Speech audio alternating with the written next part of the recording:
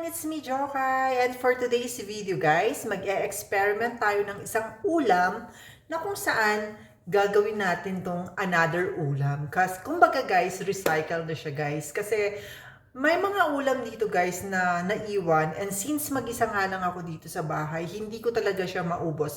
Actually guys, naitapon ko na yung iba. At ito namang ulam na to, na tinira ko talaga dahil alam ko kaya ko pa siyang i-recycle para mapakinabangan naman kasi guys, hindi lahat ng tao at lalo sa panahon ngayon ay nakaka-afford bumili ng mga meat, especially ng beef. Kahit naman guys dito sa Turkey, meron pa rin namang mga tao na minimum wage earner.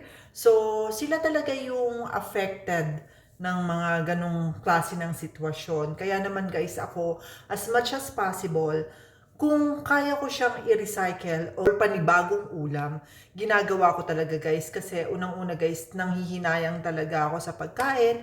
Pangalawa guys, ang hirap na ng buhay. Parang nakaka-guilty kapag magtatapon tayo ng magtatapon ng pagkain. Lalo na't alam naman natin guys na maraming tao ang hindi nakakakain. Lalo na sa panahon ngayon ng gera. Kaya naman guys, as much as possible, gusto ko siyang i-consume. At katulad din yan guys ng sa atin, sa Pilipinas, kapag meron tayong mga tira-tirang especially prito, nagagawa natin siyang sarsyado. Pwede rin natin gawing yung may sabaw, hahaluan mo lang siya ng dahon ng kamote. So pwede na, ganun din po ngayon ang gagawin ko. And for today's video guys, meron nga akong beef dito. Naisip ko lang, talagang lalo na maulan, masarap kumain ng gata. Kaya naman guys, naisip ko na gawin siyang Bicol Express. Why not, di ba guys? So let's do it! We've been waiting for so long. We've been waiting for this time to begin. We ain't getting any older. I kind of feel a little younger.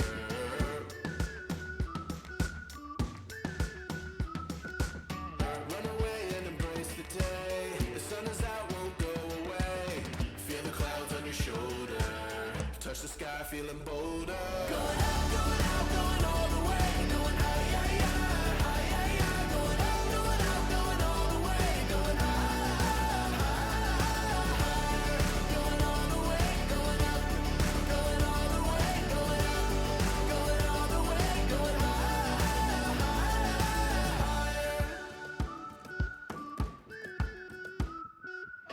break the mold, then press repeat. Get 'em up on the edge of their seats. Set your aim a little higher. We're gonna go, gonna go, gonna go there. Going up, going out, going all the way. Going high, high, high, high, high, high. Going up, going out, going all the way. Going high,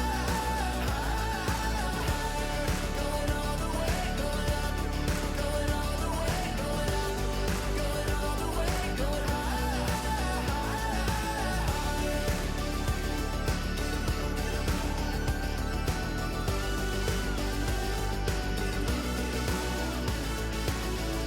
Ayan guys, nakapag-prepare na nga ako ng aking mga ingredients. Kaya lang ito, pinobre tayo ngayon. Kasi lumabas ako actually guys para maghanap ng luya. At wala akong nahanap na luya. Kaya naman guys, pobre muna ngayon. Ay, pasensya na rin sa aking ilong guys. Ewan ko ba, every winter talaga, winter season, kapag malamig talaga, yung mga pimples ko dito talaga siya. Gustong-gusto nila sa ilong ko, gustong-gusto nila sa lips ko. As in, nag-iisa lang pero sobrang laki. Kaya ayun, ang sakit-sakit guys. Anyway guys, ito na yung aking na-prepare na ingredients. So maraming lady finger na sili. Marami siya guys kasi hindi naman talaga siya, yung lady finger dito is hindi naman talaga siya maanghang. Merong mga variety na medyo maanghang. Pero itong klase na to is hindi siya maanghang. So meron din ako ditong onion at gagamit na lang ako ng garlic powder. So ito yung aking garlic powder instead yung talagang garlic.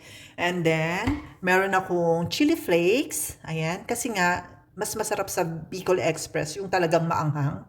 And then black pepper, salt, and lalagyan ko din siya ng magic sarap. At meron din ako dito bagong alamang. Ayan, galing pa siya sa Pilipinas, guys. Mapapansin nyo. At ito pa, galing din to sa Pilipinas nung umuwi pa ako. So, 1 year mahigit na, guys, itong mga to. At hanggang ngayon, meron pa rin. At meron ako ditong eggplant. So, ipiprito ko siya. Masarap din siya, no? Hindi ko siya ihalo, guys. Parang, ano lang siya, side dish na gulay. Ayan. Yan po yung aking mga ingredients for today's recycle na ulam. Maglalagay lang tayo ng mantika sa ating kawali.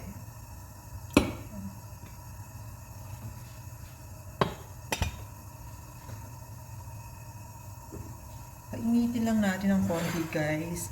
Actually, dito sa Turkey, hindi sila talaga nagpapainit ng mantika. Gusto nila, ganyan, pagkalagay ng mantika, nilalagay na agad yung kanilang mga ingredients. Kaya, hindi talaga sila matalsik kapag naggigisa, guys. Unlike sa Pilipinas, talagang pinapainit muna natin yung mantika. So, dito hindi. Ganito lang siya, guys. Inaantay lang nila na maluto or uminit hanggang sa maging transparent yung kanilang sibuyas.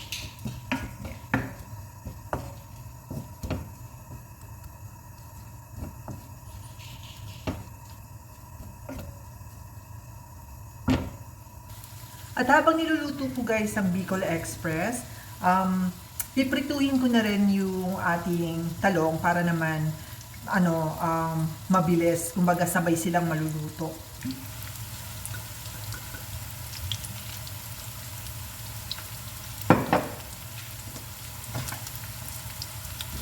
Sunod na nga natin, guys, ang ating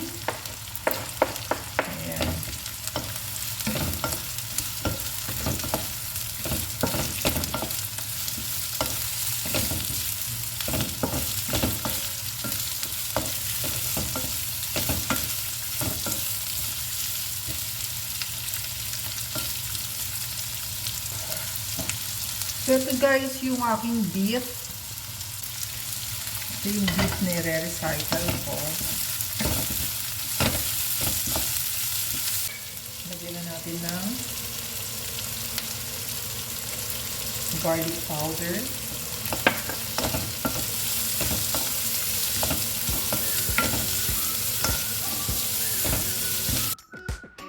We've been waiting for so long. We've been waiting for this time to begin. We ain't getting any older. I kinda feel a little younger.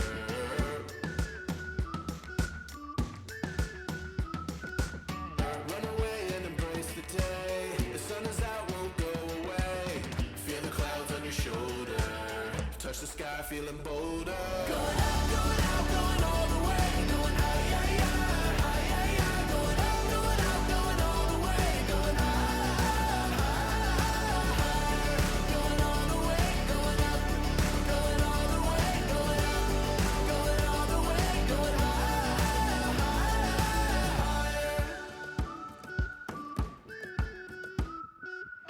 Break the mold, then press repeat. Get 'em up on the edge of their seats. Set your aim a little higher. We're gonna go, gonna go, gonna go there. Going up, going out, going all the way. Going high, high, high.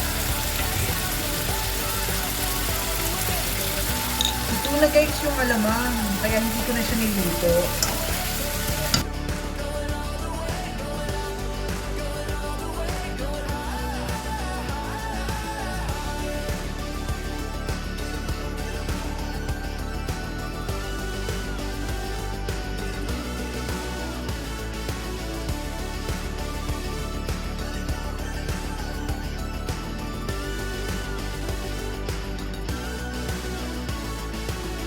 We've been waiting for so long. We've been waiting for this time. Sabaw ng beef, guys, dito ko na rin tutunawin yung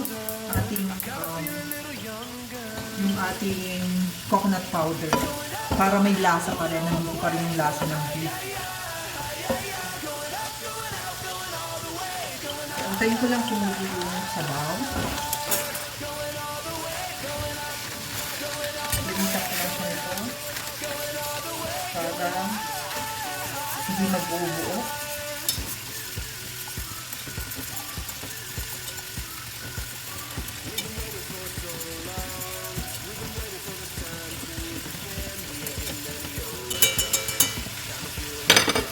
Ayan, guys, pwede na natin siyang ibukos sa ating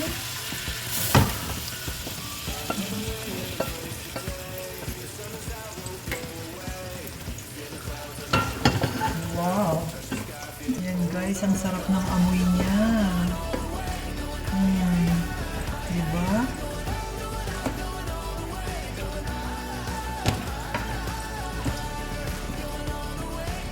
Ayan, ang ating Bicol Express. Oh.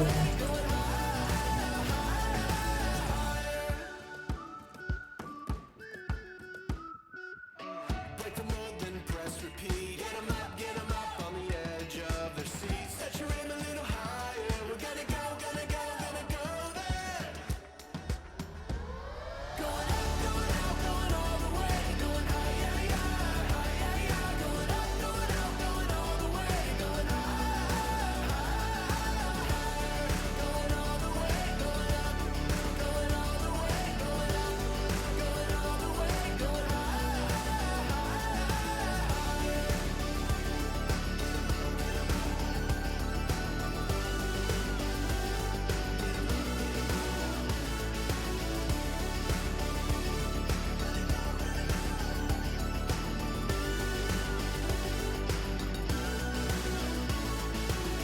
We've been waiting for so long. We've been waiting for this time to begin. We ain't getting any older. I kinda feel a little younger.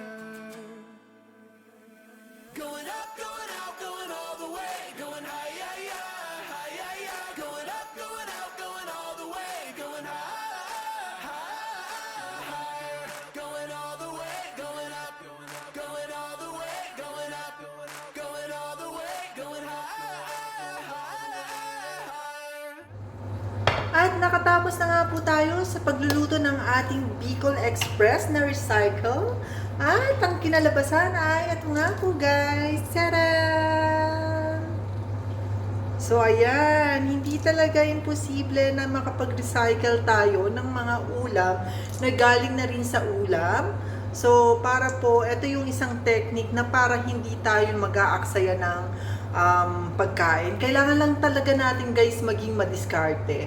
So kung hindi nyo na itatanong guys, when I was in the Philippines, I had this small business which is canteen. Talagang marunong ako magluto guys, pero hindi nga lang ako talaga expert sa pagdating sa mga baking. So hindi yan yung linya ko talaga. Ang linya ko talaga is sa mga main courses. At eto nga, I'm so proud na hindi ko na itapon ang beef na yan. Kung makikita nyo guys, napakarami talaga niya. Actually, hindi lang to good for one meal. Baka abutin pa siya hanggang mga 2 days pa para sa akin. Pero ayan, nakagawa nga tayo guys ng isang ulam na galing sa dating ulam. So, I hope meron po ako na-share sa inyo na idea para sa mga pagkain natin. Alam ko naman ang mga Pilipino masyadong madiskarte. At alam ko, hindi lang ako ang gumagawa nito ng pagre-recycle ng food. Alam ko marami sa atin ang nagre-recycle. Kaya, good job para sa ating lahat guys. Thank you for watching. Let's eat! That's it guys. So, unang subo para sa inyong lahat.